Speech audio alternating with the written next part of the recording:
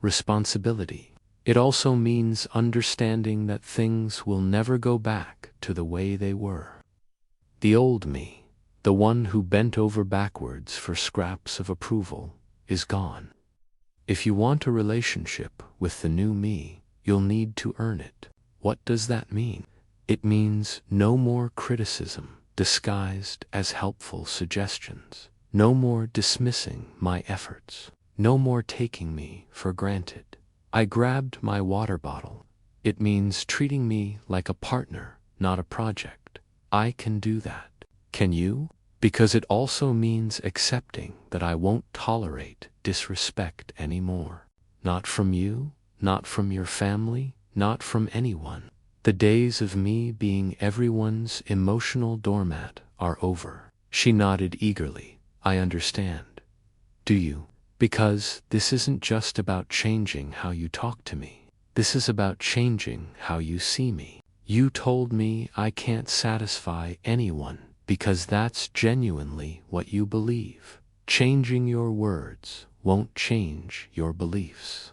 My beliefs were wrong, were they? Or are you just saying that because you don't like the consequences of expressing them? She was quiet for a long moment, clearly struggling with the question.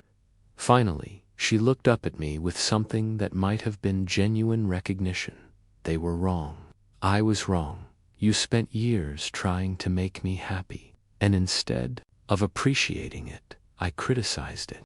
Instead of being grateful, I was entitled. Instead of building you up, I tore you down. Her voice grew stronger.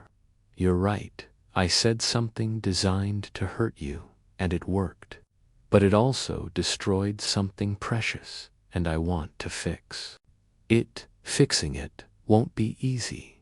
It won't be quick. And it won't go back to the old dynamic where I chase your approval while you withhold it. I don't want the old dynamic either. I want something better, something where we both feel valued and respected. I studied her face, looking for signs of manipulation or false sincerity. What I saw was exhaustion, regret, and something that looked like genuine understanding. Here's what's going to happen, I said. You're going to prove to me that you respect my efforts by acknowledging them consistently.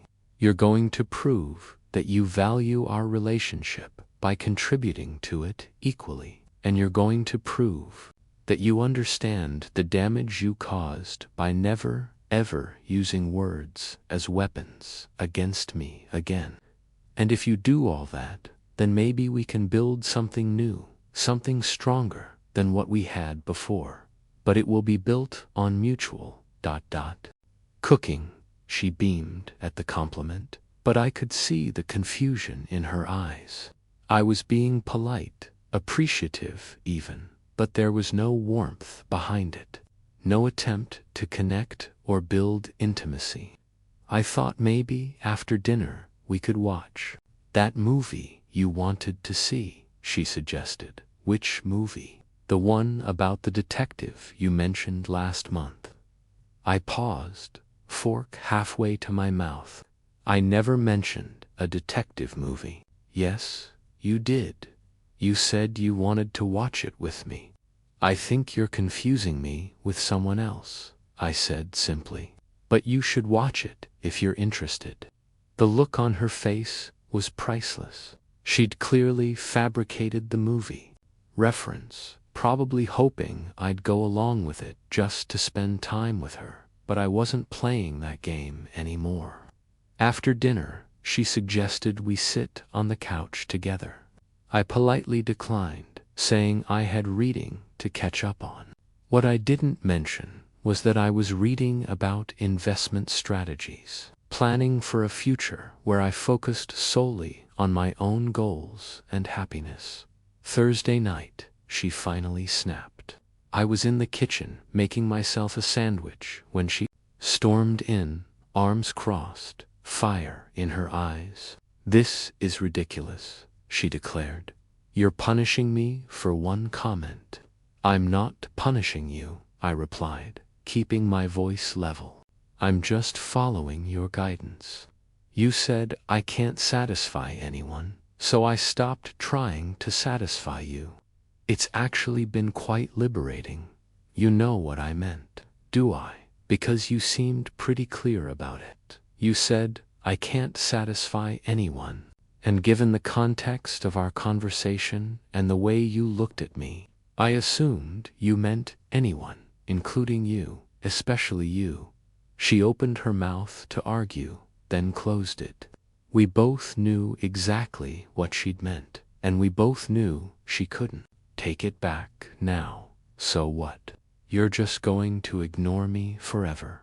I'm not ignoring you. I'm just not wasting energy on impossible tasks. I took a bite of my sandwich. You want coffee in the morning? Make it yourself. You want romance? Find someone who can actually satisfy you. You want attention? Earn it. Earn it. Her voice rose an octave. That's how it works in the real world. You don't get rewarded for telling people they're failures. You don't get effort from people you've declared incompetent. I cleaned up my plate and started walking toward the door. Basic human psychology. Where are you going? To do something I'm actually good at, I called back, since satisfying you apparently isn't one of them. That night, she tried one more time to get my attention. She came to bed wearing nothing but a smile, positioning herself so I couldn't miss the invitation. For a moment, I almost felt sorry for her. Almost. Not tonight, I said, simply, picking up my book. Not tonight. We haven't been intimate in over a week, correct? And given your assessment of my abilities, I figured I'd spare us both the disappointment. She stared at me for a long moment, probably waiting for me to crack, to give in, to go back to trying desperately to please her. Instead, I turned the page and continued reading. The sound of her frustrated sigh filled the room, but I didn't look up. After all, I was just a man who couldn't satisfy anyone. Why would I think tonight would be any different? The public confrontation, the first real test, came Friday when she reminded me about her friend's birthday party that weekend. For 2 years running, I'd been the obliging husband at these events, engaging in small talk with people I barely knew and pretending to enjoy conversations about reality TV shows. You're coming to the party on Saturday, right? She asked. Over breakfast, I looked up from my newspaper. I wasn't planning on it. What do you mean? I already told everyone you'd be there. Then you'll need to untell them. I'm going fishing with the guys from work. You can't just skip this. It's important to me. I'm sure it is. But you said I can't satisfy anyone, so my presence would probably just disappoint your friends anyway. I folded the newspaper. Better to save everyone the trouble. Saturday morning, I left for the lake at 5:30. The fishing trip was exactly what I needed.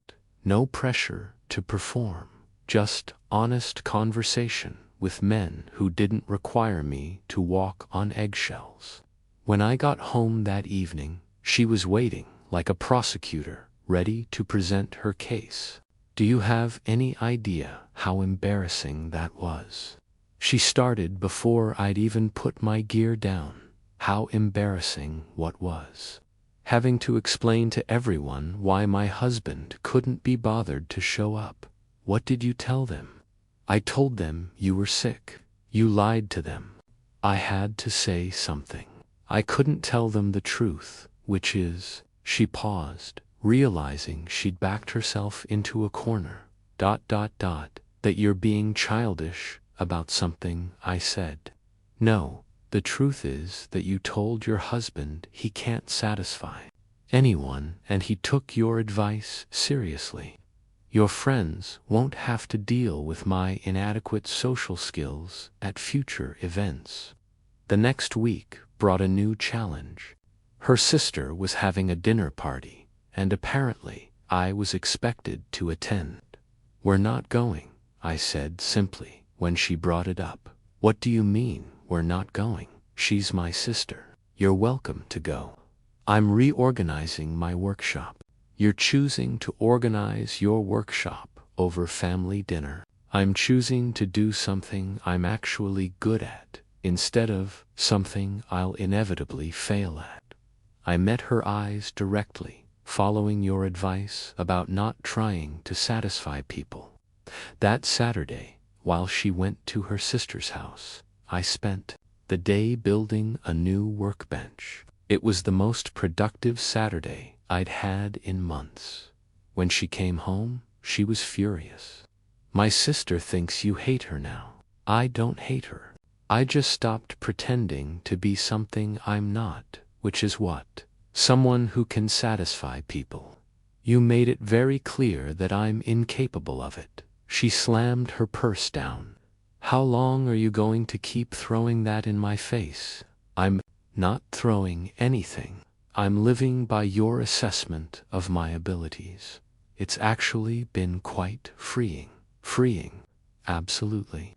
No more pressure to impress people who are unimpressed. No more wasted effort on thankless tasks." I didn't look up from my magazine. "You gave me permission to stop trying, and I took it." The final gambit and a glimmer of hope's Sunday morning, she made one more attempt. She cooked breakfast, set the table nicely, and picked flowers for a centerpiece. "I made your favorite," she announced. "That's thoughtful." "It's good," I said, eating quietly while reading the news on my phone. She waited for more, but I just ate in silence. Finally, she couldn't stand it. "Don't you have anything else to say?" "About what?" "About the effort I put in."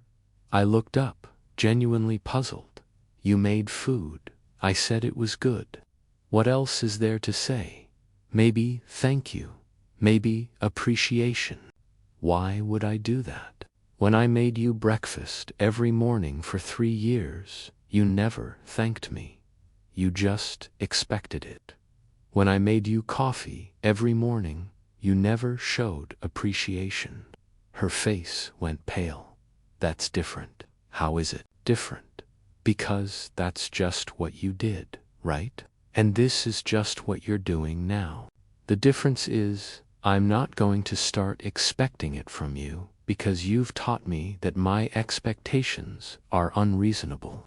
She sat down, her plate untouched. "I never said your expectations were unreasonable. You said, I can't satisfy anyone. That includes you. So clearly any expectation I have of satisfying you is unreasonable." I finished my eggs and stood up. "Thanks for breakfast. It was adequate." The word adequate hung in the air like a slap. She'd used that word to describe my efforts countless times. "I'm going to the hardware store for materials for my next project. Something I can actually complete successfully." As I walked toward the door, I could feel her watching, probably waiting for me to turn around, to soften, to give her some sign that I was ready to go back to the way things were. Instead, I grabbed my keys and headed out, leaving her alone with her thoughts and her untouched breakfast. By the 3rd week, she was getting desperate. The woman who'd confidently declared I couldn't satisfy anyone was now scrambling to regain my attention. It was almost amusing to watch her cycle through different tactics, each one more transparent than the last. Monday morning, she tried the guilt approach. She made a big show of struggling with a heavy laundry basket, sighing loudly as she carried it past my home office. Usually, I would have jumped up to help. This time, I didn't even look up from my computer. "This thing is so heavy," she announced, to no one in particular. "Gym membership might help with that," I called back without turning around. Tuesday, she switched to jealousy tactics. She started mentioning how helpful the neighbor was, how he'd offered to fix her car, how attractive the new mailman looked. I responded to each comment with the same level of interest I'd show someone discussing the weather. Did you know the neighbor offered to look at my car engine? That's nice of him. You should take him up on that. You don't care that another man is helping your wife? Why would I care? You said I can't satisfy anyone anyway. At least he might actually be able to help you. Her face flushed with frustration. This wasn't the reaction she'd expected. Wednesday brought the tears.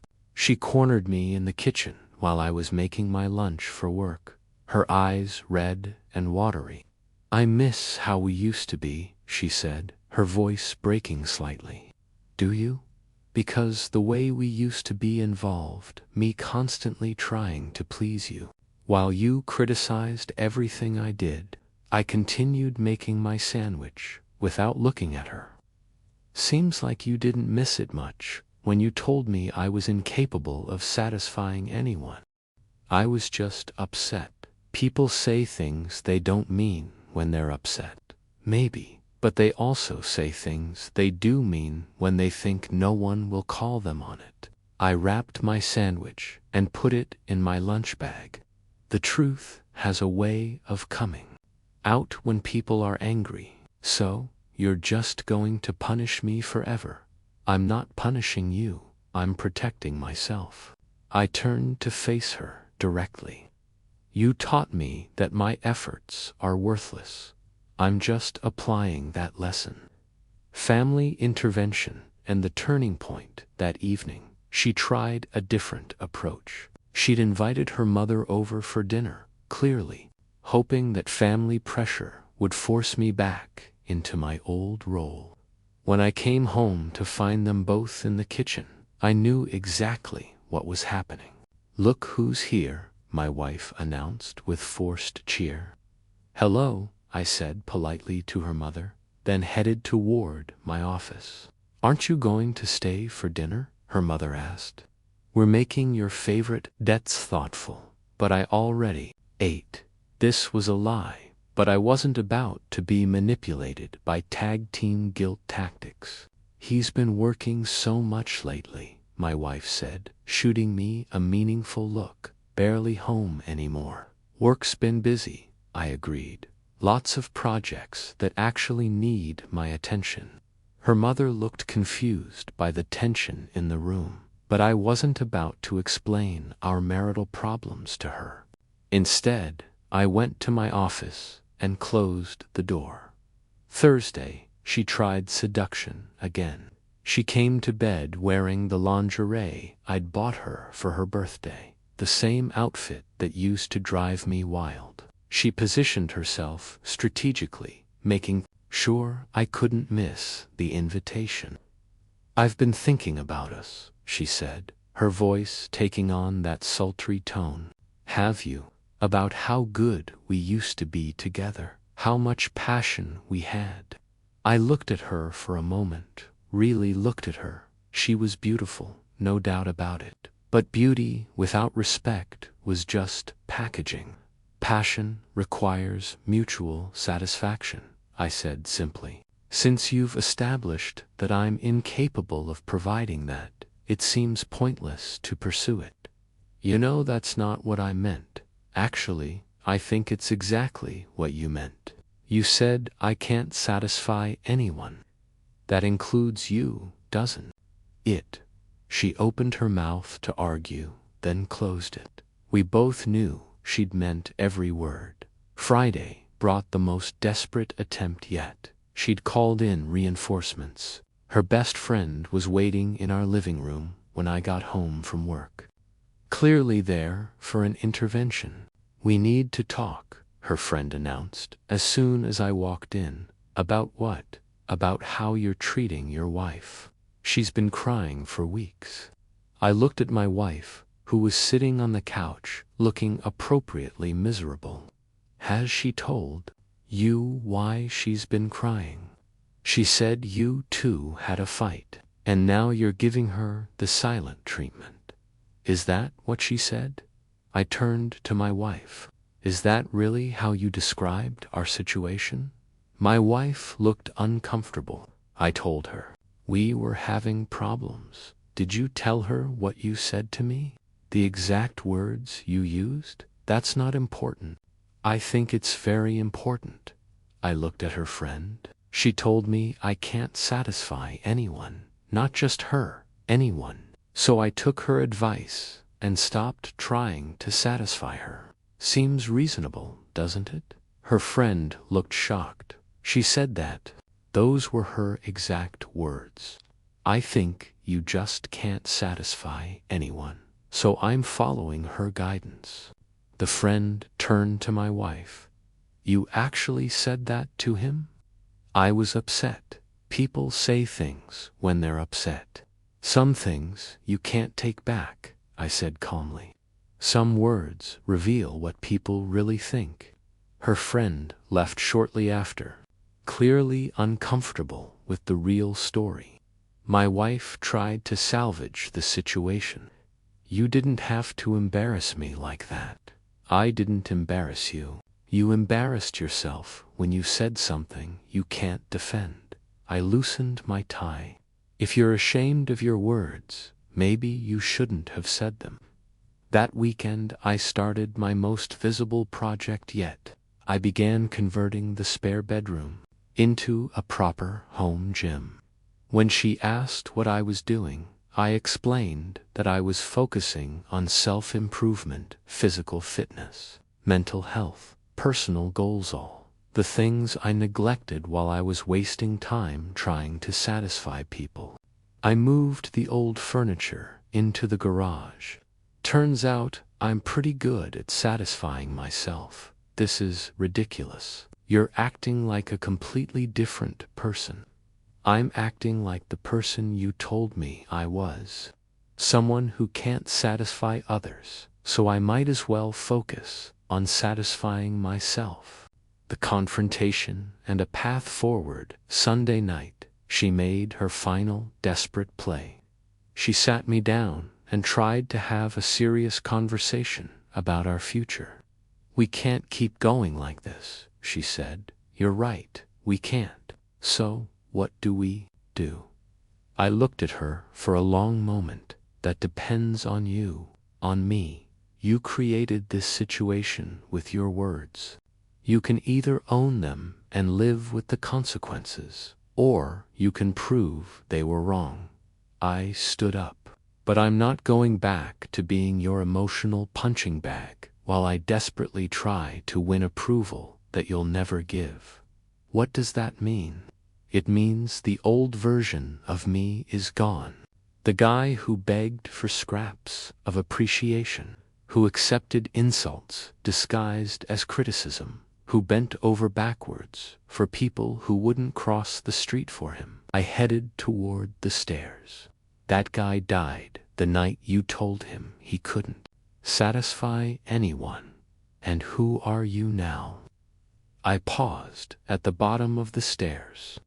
I'm a man who knows his worth, and I'm done trying to prove it to people who refuse to see it.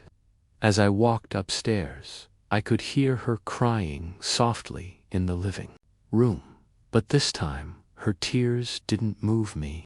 They were just the sound of someone finally understanding that actions have consequences.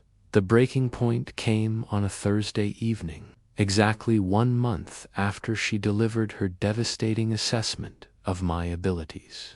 I was in my new home gym, finishing a set of bench presses when she appeared in the doorway. Her face was streaked with tears, and for the first time since this whole thing started, she looked genuinely broken. We need to talk, she said, her voice barely above a whisper. I finished my set and sat up, grabbing my towel. About what? About us, about what I said, about everything. I'm listening. She stepped into the room, wrapping her arms around herself. I've been thinking about what you said, about how I created this situation, and ... And you're right. I did say those words. I didn't mean to hurt you." Her voice cracked, "but I never thought you'd actually take them seriously." I stood up and faced her directly. Why wouldn't I take them seriously? They came from my wife, the person who's supposed to know me better than anyone else. Because I was angry. Because I was trying to win an argument. Because she trailed off, unable to finish. Because you what? Because I wanted to hurt you the way you'd hurt me. This was new. How did I hurt you? By always putting everyone else first. Your work, my family, your friends, everyone but me. I felt like I was last on your list of priorities. I processed this for a moment. So, you told me I couldn't satisfy anyone because you felt unsatisfied. Yes, no, I don't know. She wiped her eyes with the back of her hand. I was frustrated, and I said something horrible. You said something true. It wasn't true, wasn't it? Because looking back at our relationship, I was constantly trying to please you and failing. Constantly adjusting my behavior to meet your expectations and falling short. You criticized everything, from how I loaded the dishwasher to how I talked to your mother. I crossed my arms. Maybe you were just finally honest about how you really saw my efforts. That's not fair. Fair, you want to talk about fair. My voice remained calm, but there was steel beneath it. Fair would have been having a conversation about feeling neglected.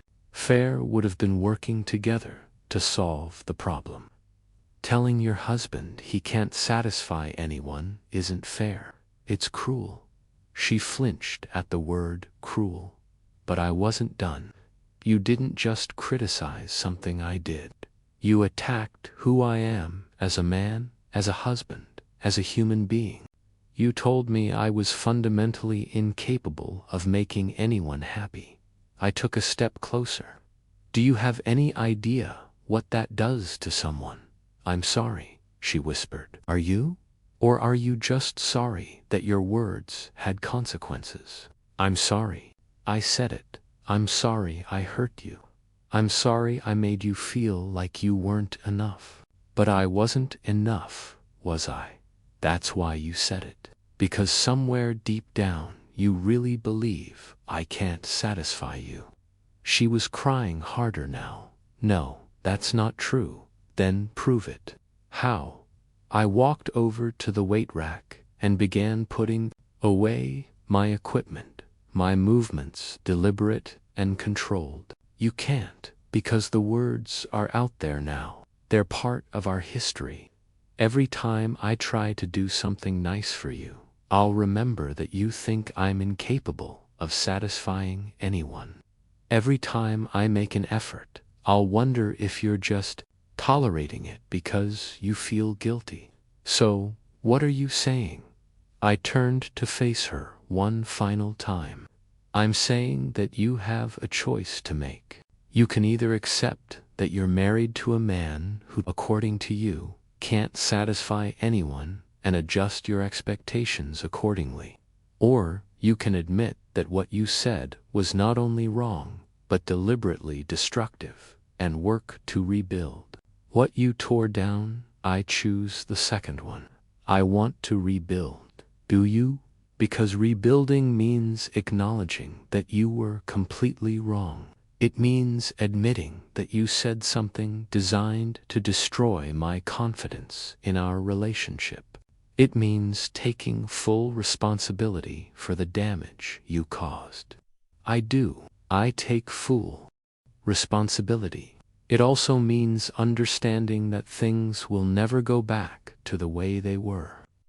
The old me, the one who bent over backwards for scraps of approval, is gone. If you want a relationship with the new me, you'll need to earn it. What does that mean? It means no more criticism, disguised as helpful suggestions. No more dismissing my efforts. No more taking me for granted. I grabbed my water bottle. It means treating me like a partner, not a project. I can do that. Can you? Because it also means accepting that I won't tolerate disrespect anymore. Not from you, not from your family, not from anyone. The days of me being everyone's emotional doormat are over. She nodded eagerly. I understand. Do you? Because this isn't just about changing how you talk to me. This is about changing how you see me. You told me I can't satisfy anyone because that's genuinely what you believe. Changing your words won't change your beliefs. My beliefs were wrong, were they? Or are you just saying that because you don't like the consequences of expressing them? She was quiet for a long moment, clearly struggling with the question. Finally, she looked up at me with something that might have been genuine recognition. They were wrong. I was wrong. You spent years trying to make me happy, and instead of appreciating it, I criticized it. Instead of being grateful, I was entitled. Instead of building you up, I tore you down. Her voice grew stronger. You're right. I said something designed to hurt you, and it worked. But it also destroyed something precious, and I want to fix it. Fixing it won't be easy. It won't be quick. And it won't go back to the old dynamic where I chase your approval while you withhold it. I don't want the old dynamic either. I want something better, something where we both feel valued and respected. I studied her face, looking for signs of manipulation or false sincerity. What I saw was exhaustion, regret, and something that looked like genuine understanding. Here's what's going to happen, I said. You're going to prove to me that you respect my efforts by acknowledging them consistently. You're going to prove that you value our relationship by contributing to it equally. And you're going to prove that you understand the damage you caused by never, ever using words as weapons against me again. And if you do all that, then maybe we can build something new, something stronger than what we had before. But it will be built on mutual ...